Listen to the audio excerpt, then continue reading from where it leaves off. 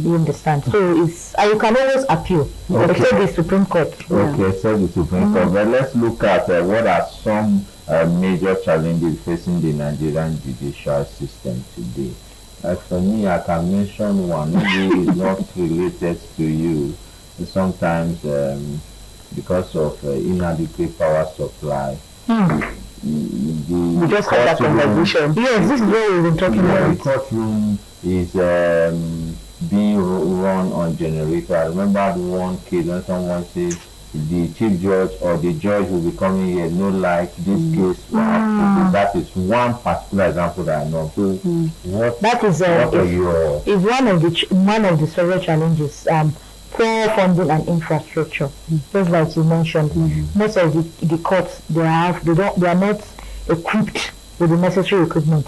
Do you know that some judges still write with their hand?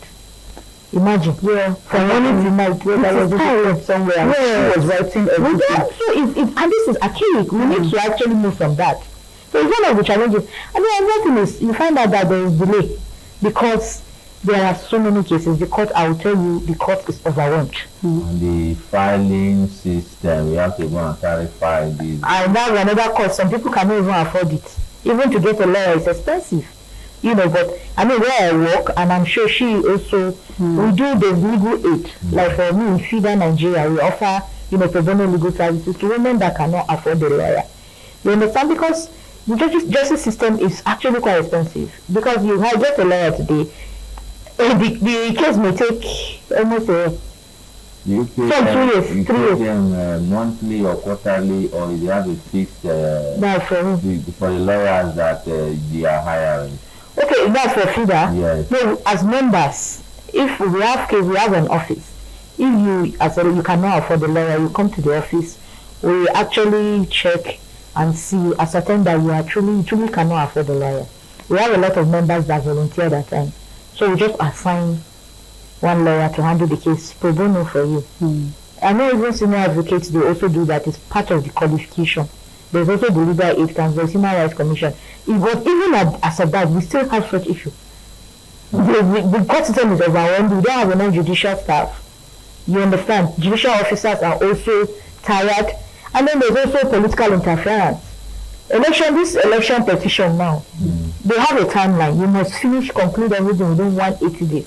So you find out that cases that have been in the court will be shoved away to attend to election matters. Is that why they say there should be special call? I don't know.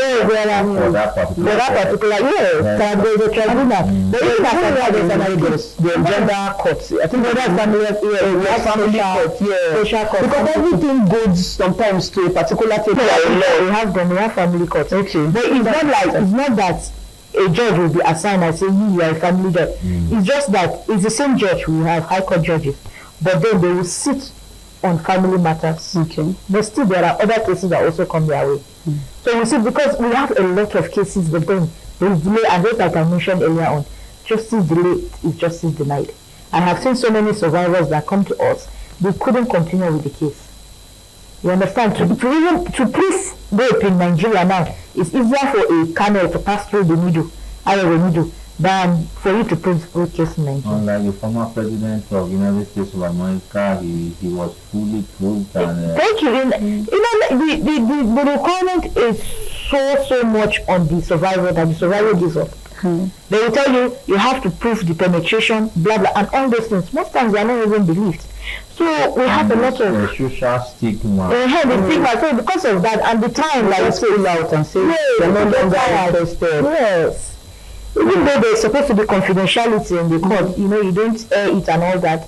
Even when children are in the court, you're not supposed to expose them. But still, this dragging it's frustrating. Yeah. And we need to do something. Okay, we need to do something, but let's look at what role does the National Judicial Council play in ensuring accountability among judges. What role have they really done well? Maybe in scale of 1 to 10, or you really think more needs to be done? Because some of these judges may look as if some judges they will just pass a judgment. Someone did say, I forgot. I think it was a former chief judge of Lagos. I can't really remember his name.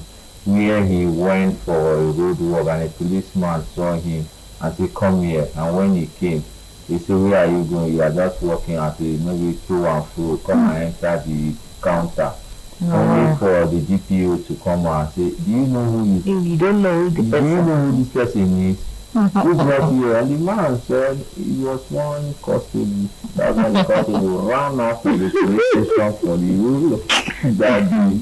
So judges are well reserved and they live in a very conservative environment.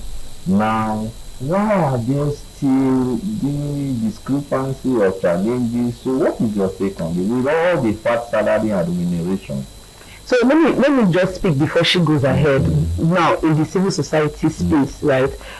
So there have been sometimes cases of lack of transparency, and I think that that's why people now talk about the NJC, right? And the NJC, I think most of their roles, I'm not so sure, but their roles is to supervise the judges exactly disciplinary recommendation. So those things, and then so when you now see, let's say there's a case, and that particular case, maybe a judge has been bribed or something like that. Then you now get to now see they now start thinking, oh, what next can I do? And I think that's when they now talk about the NGC. You can report, but even that particular child is a very long one.